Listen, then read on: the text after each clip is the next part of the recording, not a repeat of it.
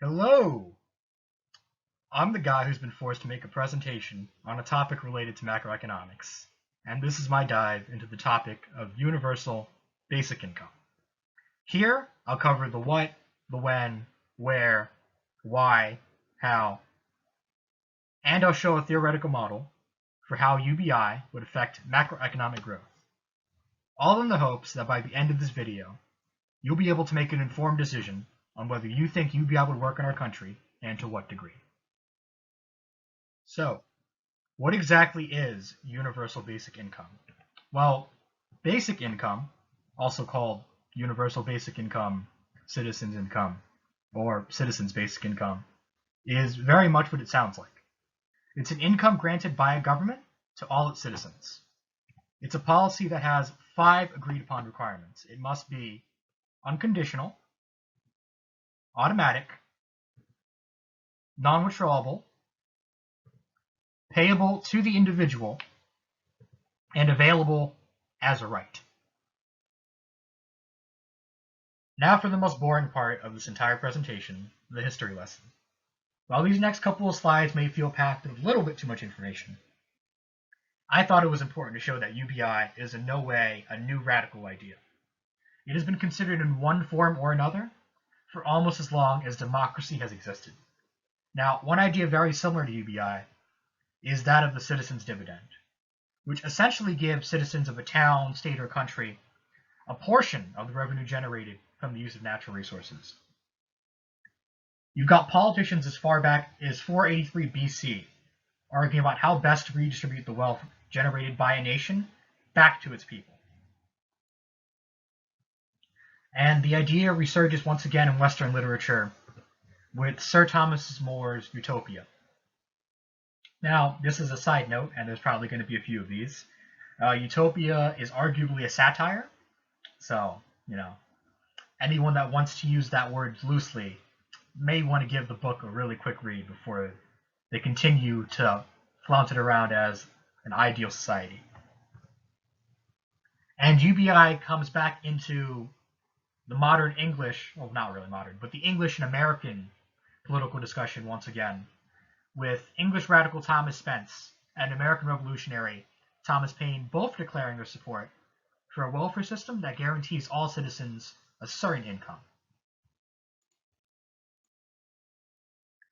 There was actually a short-lived program very similar to UBI that took place in early 19th century England. Now, it's worth mentioning this program took place before there were any worker protections in place, things like minimum wage and workers' comp. So it's almost needless to say it failed miserably, with employers paying their workers poverty wages because they figured the government would make up the difference.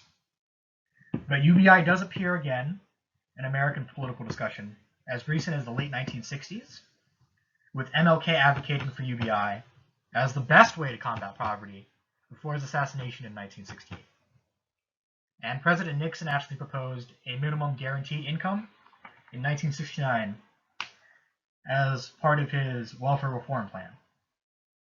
Now, SSI was created in 1972, which is a means-tested program that provides cash assistance to the elderly and disabled.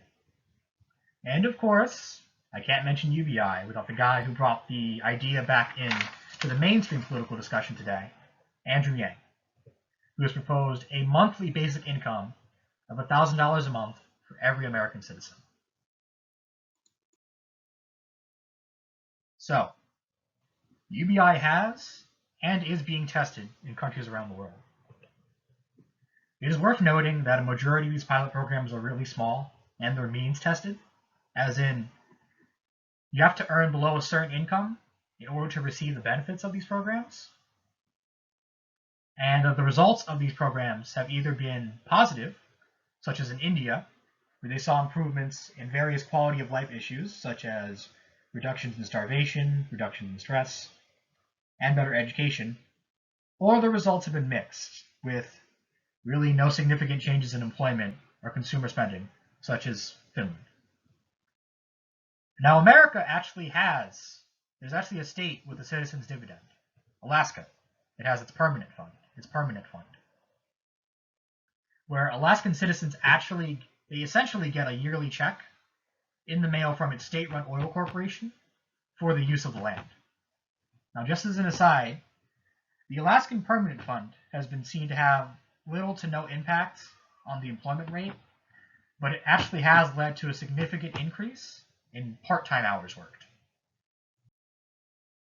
Well, when it comes to running a country, there's always a million problems going on at once, and there's even more possible solutions. So, why UBI? Well, part of the appeal of UBI is that it is in fact universal. Theoretically, if you can prove you're a citizen, you receive the income, which is really sweet and simple compared to all the hoops people have to jump through to receive aid from the various government assistance programs today. The second reason why UBI is seen as an attractive policy is that it's one of the few that really tackles the problem of automation. Now, technology and the market have always gone hand in hand. With every technological revolution, there's always jobs that get destroyed and jobs that get created. But automation is it's a bit of a special case. You see, automation is here to make your life better at the cost of taking your job. Now, automation should be seen as a good thing. It's another technological advancement that will boost production and shift the supply curve far rightward. For as long as humans have been on this planet, we have used tools to help us get work done. In the modern era, the relationship between most workers and their tools can be summed up as people pressing buttons and machines carrying out a set of tasks. And as time has progressed, the number and complexity of those tasks that a machine can carry out has increased. However, advancements in AI are inching us towards a future where the person pressing the button can also be replaced by another machine. Simple work for simple folk will cease to exist. Now, you could argue that we as people will just need to change. We'll need to accept that specialization won't just be desired, it'll be required for every individual to live a fulfilling life. And I would actually agree with that notion. But I also have to acknowledge that the transition to that period will be wrought with frustration and despair unless the proper policies are put in place to help us get there. The other reason to support UBI is that, well, for lack of better words, UBI is a Keynesian's wet dream. If the economy is ever operating below optimal capacity, UBI is probably the best way to bolster the economy, at least according to a Keynesian. Assuming the marginal propensity to consume is anywhere above zero, then UBI will have a net positive effect on the economy. It would especially help poorer people who tend to have a higher marginal propensity to consume because they need to spend more of their income just to cover basic needs. UBI is both a way to combat wealth inequality and raise the minimum standard of living in a country. It can also be seen as a way to combat economic downturn by making it almost impossible for aggregate demand to fall below a certain point. Time for the question lurking in the back of everyone's mind. How do we pay for it? Well, the short answer is taxes, the same way the government pays for everything else. Of course, the real question lies in which particular tax policy would be best suited to help fund UBI. Now, in general, the United States federal income tax is progressive, as the rates of tax generally increase as taxable income increases, at least with respect to individuals that earn income from their wages. As a group, the lowest earning workers, especially those with dependents, pay no income taxes and may actually receive a small subsidy from the federal government. However, America's effective tax rate is relatively low compared to other modern countries, with a study from the University of California, Berkeley, finding that in 2008, America's richest 400 households paid a lower effective tax rate than the bottom half of American households. Increasing taxes on the wealthy, and more importantly, making sure that the tax rate is effective, is one way to help fund UBI. Now, another form of tax that can fund UBI and is seen in most modern countries except America is a value-added tax. A value-added tax is a consumption tax placed on a product whenever value is added at each stage of production. While it is technically a regressive tax, it is less prone to tax loopholes. Not only would a VAT greatly simplify the complex federal tax code and increase the efficiency of the IRS, a VAT would collect revenue on all goods sold in America, including online purchases. Now, critics will argue that a VAT places an increased economic strain on lower income taxpayers, as companies are just likely to pass on the additional cost to consumers. But I'd argue that if companies really want to stay competitive, they'll try their best to keep costs low despite the VAT. There's also the idea of a data tax. You see, companies like Google and Facebook make billions of dollars each year from collecting user data and selling it to advertising companies. While it's strange to think of data as a natural resource, one must understand that people are data, and that in the modern world, that data is a good. It's a natural byproduct of people born in the age of computers. Thus, it stands to reason that companies can be taxed. Maybe they should be taxed for the revenue they generate from dealing with people's data. Now, it's worth noting that all these policies can work independently of each other and may not need to be implemented if the government can agree to restructure our budget, the budget we have right now, to fund UBI.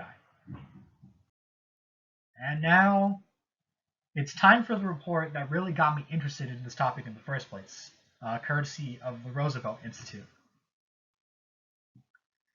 This report's entirely theoretical, and it uses 3 different models of UBI in America. It seeks to estimate the effects of UBI at a macroeconomic level. For all 3 designs, it's expected, and you'll see how, enacting a UBI and paying for it by increasing federal debt would grow the economy. Now, this is assuming that the MPC is different for every income bracket, which it usually is. And here we have the MPC for the lowest quintile of households. It is assumed to be 0.9, and it gradually decreases as we move up in the distribution of income, reaching 0.3 for households of the top 1%, with an average MPC of 0.7. Obviously, it is a theoretical model, so there are plenty of other assumptions, as well as previous data that factor into the model. One thing that's I found really interesting is that apparently in the years after the Great Recession, real GDP has been deviating further and further from its pre-crisis trend, with U.S. output estimated to be almost 10% below its potential output. Now, this is the part of the video where if you want to pause and look at the data yourself, I highly recommend it. This would be the time. In the next slide, I'm going to cover a summary of the study. Like I said, I always think it's best if people look at the data themselves, even if said data is completely theoretical. All right, important points of the theoretical model. As expected, the overall effect of the program increases with its size, Proposal 1 being the most effective, and Proposal 3 being the least effective. Now, scenarios 4 to 6, which were fully funded by tax proposals, don't really have much of an impact on growing the economy. The results do suggest that a large-scale UBI program can help push real GDP closer to its pre-crisis trend. It's also worth noting that the increase in GDP is also accompanied by a respective higher nominal wage and price inflation. But that in all scenarios, nominal wages increase faster than prices. And these are all the lovely sources I use. I hope they're in order. And here we are at the end of the presentation. I hope I've managed to answer some questions that you may have had about UBI, and raise some new ones as well. Personally, I saw UBI as a program ahead of its time, in a bad way. I thought that UBI would only work when the world of WALL-E became our reality.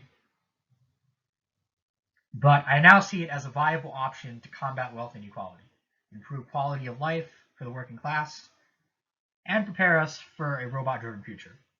Still, I see UBI the same way I see someone applying a band-aid on someone with multiple stab wounds. It's certainly a step in the right direction, but more must be done if we're going to truly fix the issues. All that being said, I'd love to know your thoughts on the matter. Have your thoughts changed on UBI in the last 15 minutes?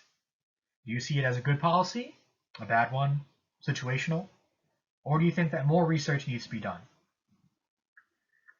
Regardless, I believe UBI is going to be an important part of the conversation regarding socioeconomic issues, and I hope that through this presentation that more people are able to feel more comfortable discussing it. Thank you for your time, and I sincerely hope I don't have to do much more of these.